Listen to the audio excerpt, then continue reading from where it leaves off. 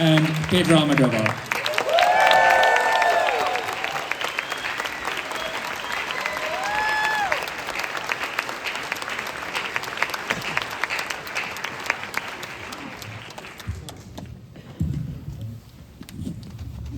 She's going to translate me.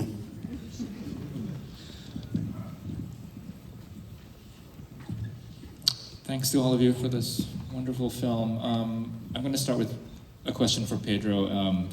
There's been talk about you making an English language feature for several years now, and you sort of tested the waters by making a couple of short films in English, which we showed here as well, one of which was with Tilda. But I'm wondering what made you decide on this book by Sigrid Nunez as the basis for your first English language feature? Yeah, really, I had the idea of making one day a movie in English. That's why I made these two shorts, but also because they love their stories. They are 30 minutes movies, and you can say one story in 30 minutes. But I decided, when I read the novel of Sigrid Nunez, I was very inspired by the relation of these two women. And then when I start, I didn't know if at the end I have a script of a long feature, but you have to try. And then I follow the first encounter, and also this lady that needs to talk. In this sense, I was thinking about Persona of Bergman, but it's the opposite. The Lee Bullman, it was the silent woman, and in this case, it's the ill woman, the sick woman that talks, and the other is listening. And it's always this. It's a good chance to reflect about mortality. This is something that at least in my life is very present. So I. When I found the chapter about all the proposition, it was really, I was very surprised. And I thought that was a very good sequence to develop between two actresses and two characters that they feel in a very different way in front of mortality. And that was the beginning, and when I follow what the script demand from me as a writer, and then after 145 pages, then I thought, well, this is a movie that I want to do. You talked about the relationship between the two women as what drew you in, and that I was wondering if you can speak to attaching Tilda and Julianne to the film, because it seems to me that it's not about either one of them, but it's about the combination of the two. There's such an intense symbiosis between the characters, and therefore between their performances.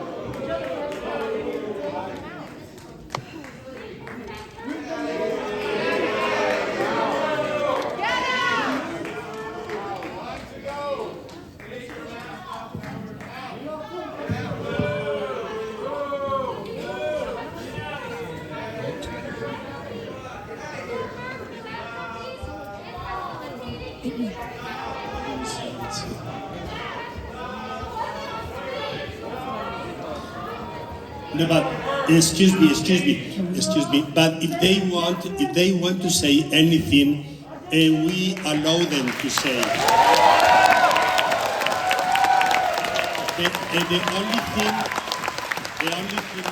The only thing is that we have only 15 minutes to talk about our movie, but I give you, the mic if you have to say something. 1 minute. Everything you want to say.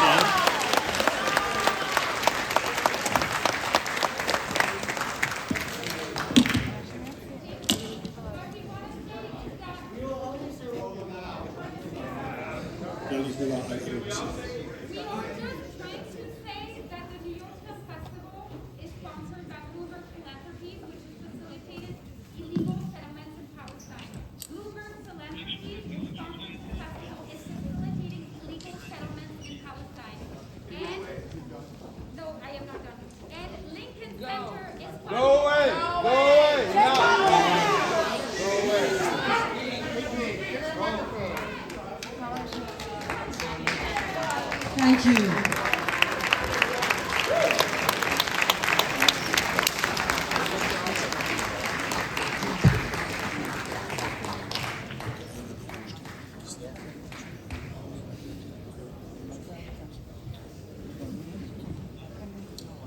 No, I would say it's a dignifying thing for this festival to have the opportunity for these people to come here and speak their truth.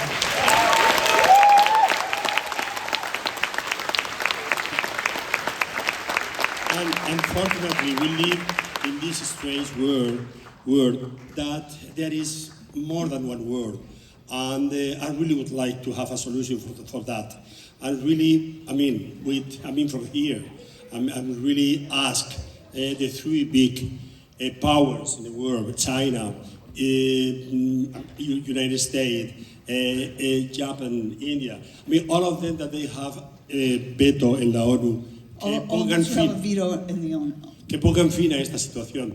Desgraciadamente, una película nunca es suficiente.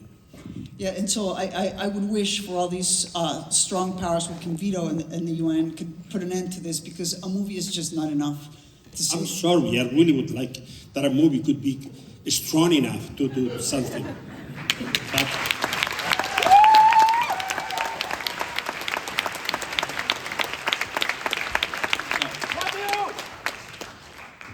Thank you for that. I'm sorry for the interruption, but as a festival, we also stand for artistic freedom and freedom of expression. Everything is alive, It's impossible to stop that. Actually, But to take us back to the film, I would suggest, without stretching the point, that this is actually really what this film is about.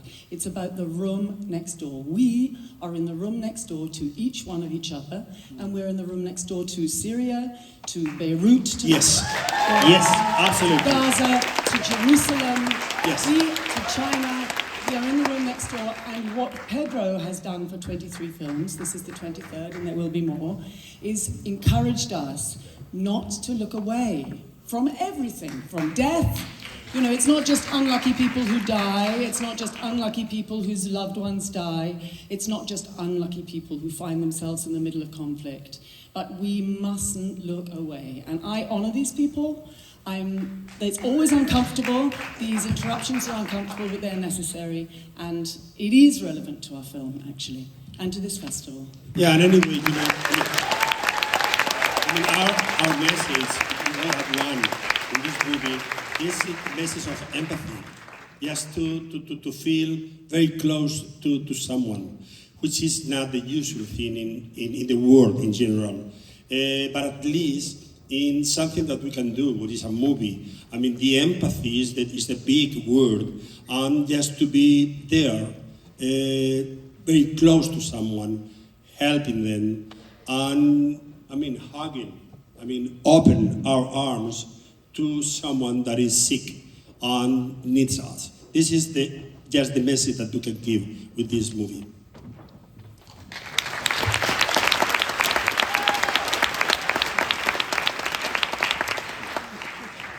not sure how to go on from that. But, I do think I think we should just maybe follow this line of thinking. And I rewatching it today, I was struck by the line that it's Julianne's character who says it, but it's in the scene where John's character is giving his monologue about the state of things, and you talk about how there are different ways to live inside a tragedy, and that seems to me to be really key to understanding the meaning of this film. Yes, well, I mean, the political message in the movie is with the voice of this wonderful young Turturro, talking about the situation that we live everywhere. I mean, this kind of negationism. He's true. But poor Ingrid needs to say that he's right.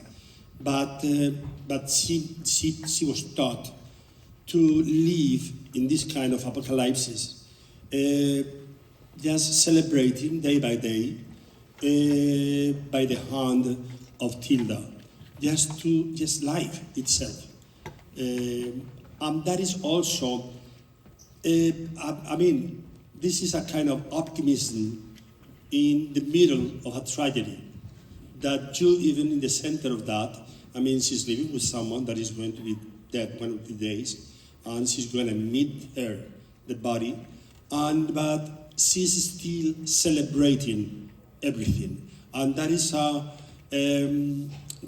wonderful message from Julianne, and Julianne was great telling that too, and also this represents the great lesson that she learns in the last weeks with Martha. That exactly what I said. Thank you. I wanted to come back to what I was initially asking about putting Tilda and Julianne together, because it really is just central to the film that these two actors are in harmony, in sync, in symbiosis. So if you can talk a little bit about your thinking, and I would love to hear from both of you as well.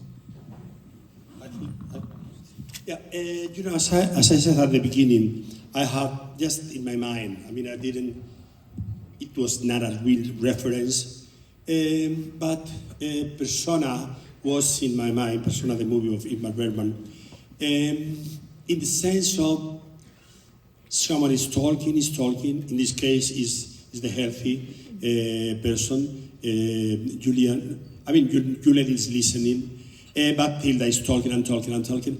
At the end, I mean, the character of Julianne, I like to think that there is a kind of transference from Tilda to her, and she became much more stronger. And I mean, in the last conversation with the policeman, she's really, she's remind me really, I mean, these tough ladies of the noirs, that she's like a wall, and it's in a way it's a sort of reincarnation, not in a paranormal way, but ella hereda parte del carácter de Tilda. She inherits part of Tilda's character. Hereda también sus escritos sobre la guerra. And she's also inheriting all the writings she has done about war. Hereda parte de su casa. And she inherits part of her house. Y hereda también a su hija. And she also inherits her daughter. Y ella podrá explicarle a su hija todo aquello, todos los años de silencio que vivió, de un enorme malentendido. Ella va a poder explicárselo. And she's going to be able to explain to the daughter all those years of silence that were due to a misunderstanding. She's going to be able to tell her about it. Entonces, a pesar de la tragedia, para mí creo que es uno de los finales más optimistas. So despite the tragedy at the end of the film, I think it's one of the most optimistic endings to a film.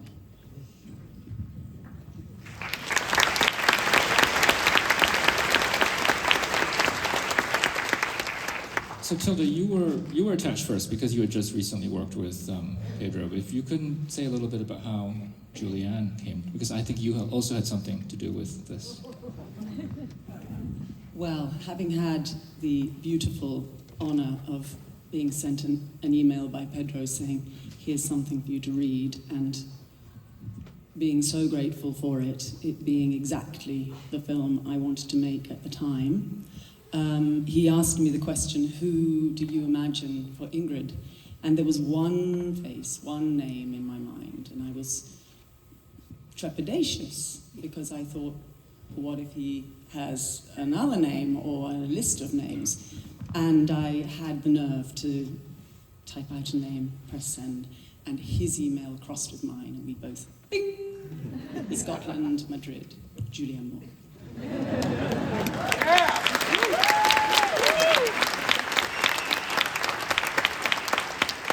It's unimaginable. It was the best idea. It was The best idea. Unimaginable that it could have been anybody else. Because, I mean, this beautiful thing, which is the story is of a story of friends from a long time ago who haven't seen each other for a couple of decades, who are exactly the same age, pretty much. Julie and I are pretty much the same age, but we'd only met a couple of times, very much in passing, in corridors at sort of film festivals, and had a good hunch that we would like and want to be around each other, and had a sort of slight fantasy of working together once, but how could we imagine this? I mean, this was too much. And so we came together, not as old friends. We'd made up for lost time, I would say. Pedro said we never stopped talking. It's true, right? It's true, it's true. But it's good for the movie that we see that you are really very close friends. Yeah. It really is in the screen, so it was the best. But we understand this. We've lived long enough to know the value of old friendship, and also to have that experience, I know we both have, of having an old friend who you don't see for a couple of decades, and then you catch up with them again. The value of that is so intense, because your bond is to do with the good stuff. It's not to do with those, in-between bits that one kind of gets through. It's to do with the real seedbed of your life and who you are. And so this is who Martha wants to be with her. And it's a big ask, because Ingrid is really frightened, and that thereby hangs the tale. I think that, for me, there's nothing more profound than witnessing somebody else's life. As human beings, we're always like, we imagine that maybe we are completely alone, or that no one's ever going to fully know us, and there's a solipsistic quality sometimes to our lives, and only in communion with others, and only in relationship, and only in reflection are we able to see ourselves. And so that's what Pedro has done so beautifully. And even when you said that a movie can't change the world, and I know what you mean by that, but I think that that's what they do, is that they reflect us, so we're able to see ourselves and know that we're not alone, and know that there is possibility, and there's always possibility in witness to each other. Yeah. And very importantly, that it's possible to change. Because I think this is one of the beautiful things about this fairy tale, and it feels to me like a fairy tale. It's a poem about the capacity for people to actually change each other. Ingrid says she is too scared. She isn't too scared. Martha says she has to be in company. She doesn't. She goes out alone. They have affected each other. And that's a big, that's a message, that we can affect each other, we can change.